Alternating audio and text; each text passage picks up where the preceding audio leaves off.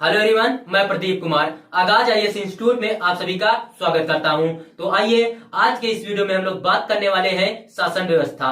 शासन व्यवस्था से रिलेटेड यूपीएससी के प्रीलिम्स और मेंस के लिए आज के जितने भी मोस्ट इंपोर्टेंट टॉपिक है हम आप लोगों के लिए लेकर आए हैं। तो चलिए देखते हैं। तो देखिए, प्रीलिम्स के लिए जो टॉपिक है, संगठन से समृद्धि और दीनदयाल अंत्योदय योजना, राष्ट्रीय ग्रामीण आजीविका मिशन, स्वयं सहायता समूह जीडीपी और ग्रामीण परिवार और केंद्र प्रायोजित योजना। और मेंस के लिए जो टॉपिक है वो ग्रामीण भारत और भारतीय अर्थव्यवस्था पर डे एनआरएलएम का प्रभाव। तो आइए हम प्रीलिम्स और मेंस के इन सभी टॉपिक के बारे में पूरे विस्तार से चर्चा करते हैं। तो देखिए चर्चा में क्या है, आइए समझते हैं। तो देखिए, हाल ही में ग्रामीण विकास मंत्रालय के तहत दीनदयाल अंत्योदय योजना, राष्ट्रीय ग्रामीण आजीविका मिशन डे एनआरएलएम ने संगठन से समृद्धि, किसी ग्रामीण महिला को पीछे नहीं छोड़ना अभियान लॉन्च किया। इसका उद्देश्य स्वयं सहायता समूह है, सेल्फ हेल्प ग्रुप्स है,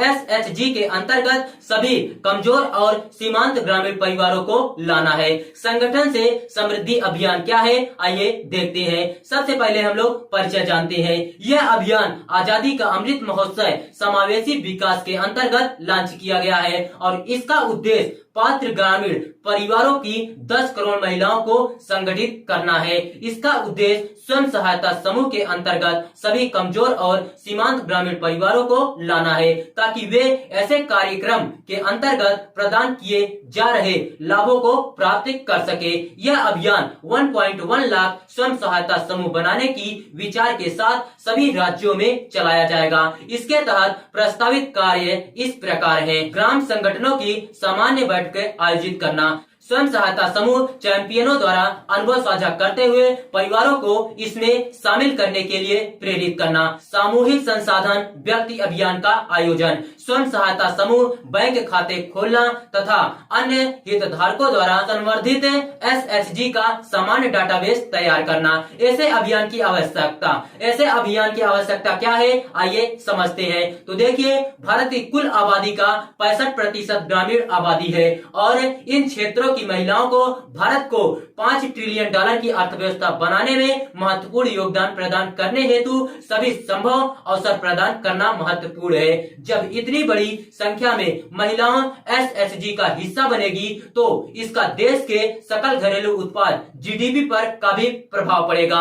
महिला सशक्तिकरण में एसएचजीएस की भूमिका क्या है, आइए देखते हैं। सबसे पहले हम लोग आर्थिक सशक्तिकरण समझते हैं। तो देखिए, एसएचजीएस महिला उद्यमियों को उनके व्यवसायों को बनाए रखने हेतु सूक्ष्म ऋण प्रदान करते हैं, साथ ही उनके लिए अधिक अभिकर्तृत्व एवं निर्णय लेने के कौशल विकसित करने हेतु एक बेहतर वातावरण भी बनाते हैं। Institute for financial management and research IFMR द्वारा वर्ष 2022 के एक अध्ययन के अनुसार एसएचजीएस द्वारा सहायता प्राप्त महिलाओं की नियमित रूप से बचत करने की संभावना 10% अधिक थी, जिसके परिणाम स्वरूप अगली पीढ़ी के लिए बेहतर भविष्य की दिशा में काम करते हुए आर्थिक सशक्तिकरण हुआ। महिला उद्यमिता क्या है, आइए देखते हैं। तो देखिए, एसएचजीएस महिला उद्यमिता हेतु उद्यमशीलता प्रशिक्षण, आजीविका संवर्धन एवं सामुदायिक विकास से लेकर अन्य सेवाएं भी प्रदान करते हैं।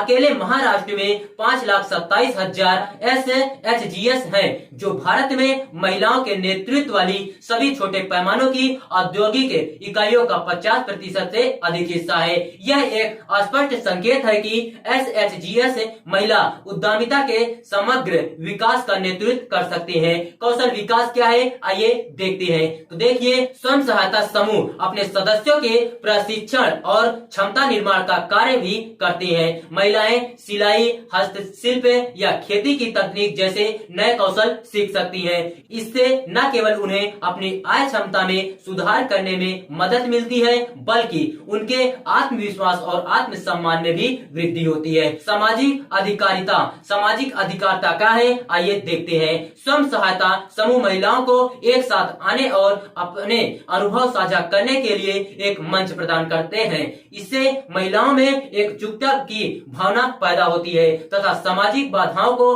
तोड़ने में मदद मिलती है। यह महिलाओं को घरेलू और सामुदायिक स्तर पर निर्णय लेने में भागीदार बनने में सक्षम बनाता है, जिससे उन्हें एक पहचान मिलती है और उनका जीवन पर अधिक नियंत्रण होता है। दीनदयाल अंत्योदय योजना राष्ट्रीय ग्रामीण आजीविका मिशन क्या है, आइए देखते हैं। सबसे पहले आइए इसके विषय के बारे में जानते हैं। यह वर्ष 2011 में ग्रामीण विकास मंत्रालय द्वारा शुरू किया गया एक केंद्र प्रायोजित कार्यक्रम है। इसका उद्देश्य देश भर में ग्रामीण गरीब परिवारों के लिए अनेक प्रकार की आजीविकाओं को बढ़ावा देने और वित्तीय सेवाओं तक बेहतर पहुंच के माध्यम से ग्रामीण गरीबी को खत्म करना है। कार्य पद्धति क्या है, आइए समझते हैं। इसमें स्वयं सहायता की भावना से सामुदायिक पेशेवरों के माध्यम से सामुदायिक संस्थानों के साथ कार्य करना शामिल है, जो NRLM का एक अनूठा प्रस्ताव है। यह आजीविका को प्रभावित करता है, जैसे ग्रामीण परिवारों को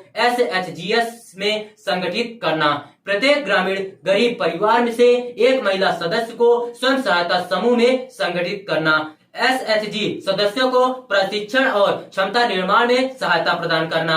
अपने स्वयं के संस्थानों और बैंकों में वित्तीय संसाधनों तक पहुंच प्रदान करना। उप कार्यक्रम क्या है, आइए देखते हैं। महिला किसान सशक्तिकरण परियोजना, आइए समझते हैं। इसका उद्देश्य ऐसे कृषि पारिस्थितिक प्रथाओं को बढ़ावा देना है जो महिला किसानों की आय में वृद्धि करते हैं और इनकी इनपुट लागत और जोखिम को कम करते हैं। स्टार्टअप ग्राम उद्यमिता कार्यक्रम क्या है, आइए देखते हैं। इसका उद्देश्य स्थानीय उद्यमों की स्थापना के लिए ग्रामीण क्षेत्रों में उद्यमियों का समर्थन करना होता है। आजीविका ग्रामीण एक्सप्रेस योजना क्या है, आइए देखते हैं। AGEY को अगस्त 2017 में शुरू किया गया था, जिसके तहत दूर दराज के ग्रामीण गांवों को जोड़ने के लिए सुरक्षित, सस्ती और सामुदायिक निगरानी वाली ग्रामीण परिवहन सेवाएं प्रदान की जाती है। दीनदयाल उपाध्याय ग्रामीण कौशल योजना DDU-GKY, इसका उद्देश्य ग्रामीण युवाओं को प्लेसमेंट से जुड़े कौशल प्रदान करना, ताकि वे अर्थव्यवस्था में अपेक्षाकृत उच्च मजदूरी वाले रोजगार प्राप्त कर सके। ग्रामीण स्वरोजगार संस्थान RSETIS NRLM 31 बैंकों और राज्य सरकारों के साथ साझेदारी में ग्रामीण युवाओं को लाभकारी स्वरोजगार स्थापित करने हेतु कुशल बनाने के लिए ग्रामीण स्वरोजगार संस्थानों RSETIS को सहायता प्रदान कर रहा है। परिणाम क्या है, आइए देखते हैं। जुलाई 2022 तक 8.35 करोड़ महिलाएं NRLM से जुड़ी थी और बैंकों के 5.9 लाख करोड़ रुपए जुड़े थे, जबकि NPA घटकर 2.5% रह गया है। इस योजना में वर्ष 2017 तक 2.35 लाख घरों को शामिल किया गया था, जिसमें 9.58% की गैर निष्पादित संपत्ति नॉन परफॉर्मिंग एसेट NPA के साथ बैंकों द्वारा 80,000 करोड़ रुपए दिए गए थे। मई 2021 तक भारत में 7,83,389 गाँवों में 75 मिलियन सदस्यों के साथ 6.9 मिलियन SHG है।